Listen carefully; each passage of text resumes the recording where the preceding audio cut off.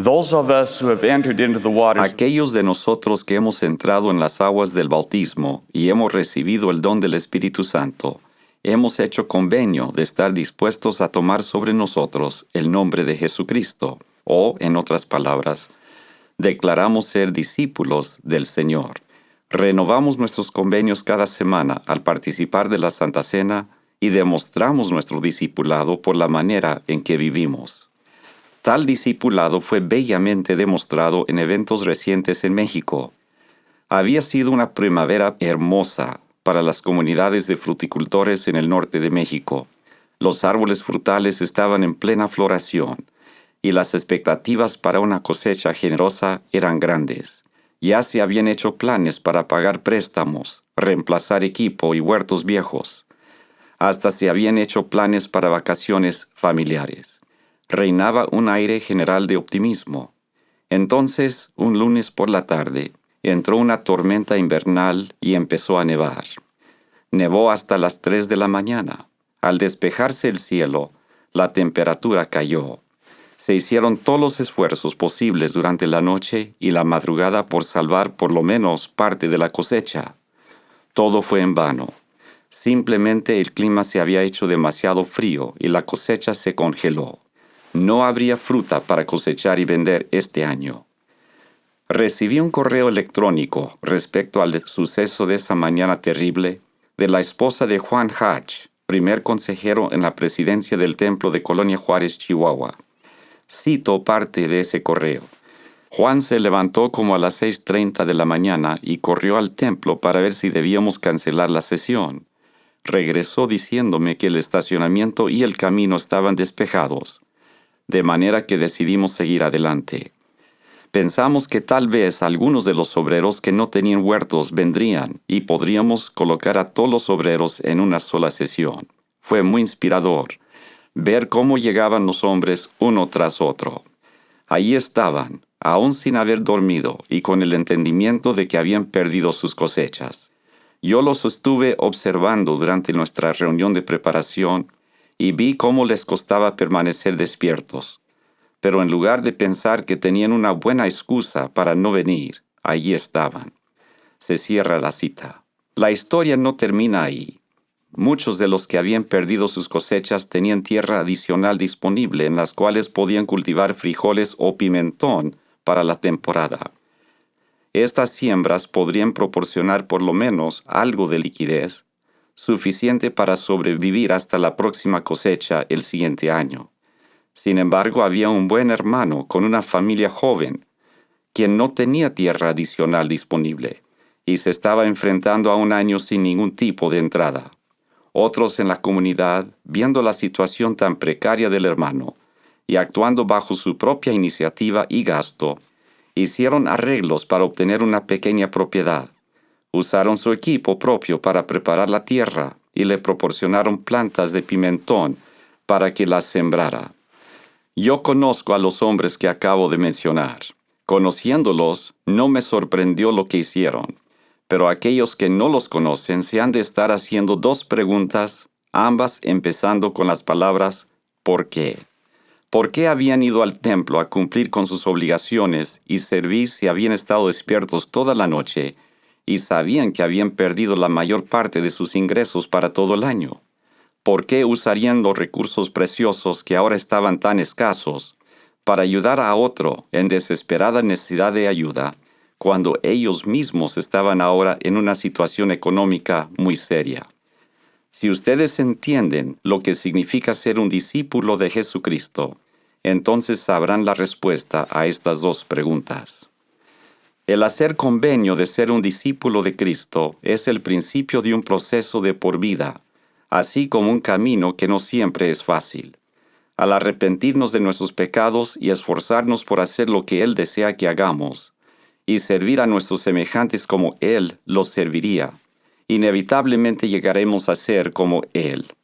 El llegar a ser como Él y ser uno con Él es nuestra meta y objetivo principal, además de ser esencialmente la definición misma de un discípulo verdadero.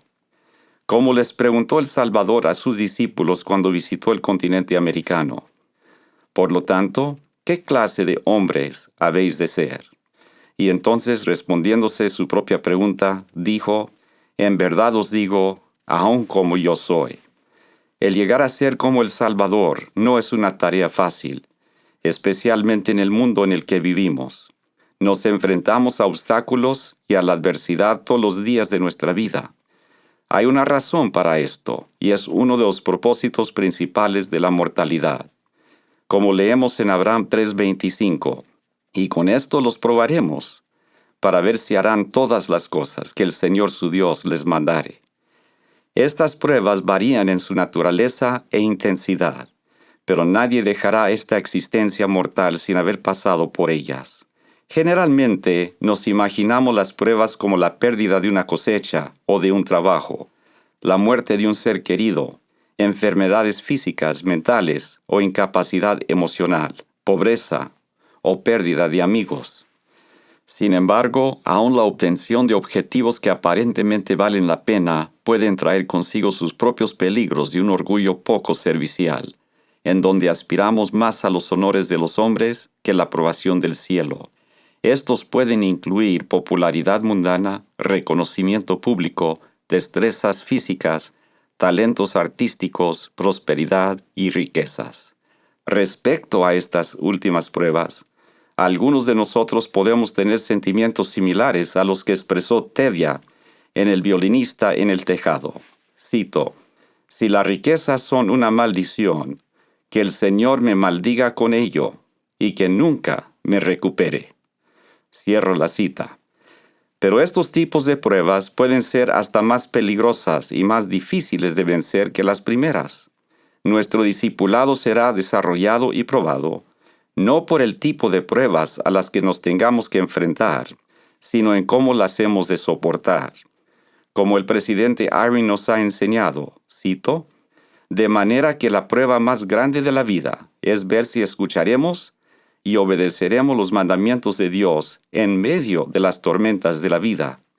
No es el soportar las tormentas, sino el escoger hacer lo correcto mientras nos azotan con furia las tormentas de la vida».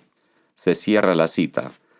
Yo soy el abuelo orgulloso de 23 nietos. Nunca dejan de asombrarme con su entendimiento de las verdades eternas, aun en sus años tiernos. Mientras me preparaba para este discurso, les pedí a cada uno de ellos que me enviara una definición muy breve de lo que ellos entendían de lo que significa ser un discípulo o seguidor de Jesucristo. Recibí esta respuesta de Benjamín, de 8 años. Cito, «El ser un discípulo de Cristo significa ser un ejemplo, significa ser un misionero y prepararse para ser un misionero. Significa servir a los demás. Significa que lees las Escrituras y que haces tus oraciones. Significa que guardas el día de reposo. Significa que escuchas los susurros del Espíritu Santo. Significa que vas a la iglesia y vas al templo». Cierro la cita. Yo estoy de acuerdo con Benjamín. El discipulado tiene todo que ver con el hacer y el llegar a ser. Al obedecer sus mandamientos y servir a nuestros semejantes, llegamos a ser mejores discípulos de Jesucristo. La obediencia y la sumisión a Él nos trae el compañerismo del Espíritu Santo, junto con las bendiciones de paz, gozo y seguridad que siempre le acompaña a este tercer miembro de la Trinidad. Estas bendiciones no pueden llegar de ninguna otra manera. Finalmente, el someternos en forma total a su voluntad es que llegamos a ser como Él es. Discipulado es lo que vi que se estaba practicando en el templo de Colonia Juárez y en sus campos cercanos. Yo les testifico que cuando nosotros obedecemos sus mandamientos, servimos a otros y nos sometemos a su voluntad, nos convertiremos en verdad en sus verdaderos discípulos. Así testifico en el nombre de Jesucristo. Amén. Is the ultimate goal and objective, and essentially the very definition of true discipleship. Discipleship is what I saw being practiced in the Colonia Juárez Temple and in its nearby fields as brothers and sisters in the faith reaffirmed their commitments to God and to each other, despite heart-rending adversity. I testify that as we obey his commandments, serve others, and submit our will to his will, we will indeed become his true disciples. I so testify in the name of Jesus Christ. Amen.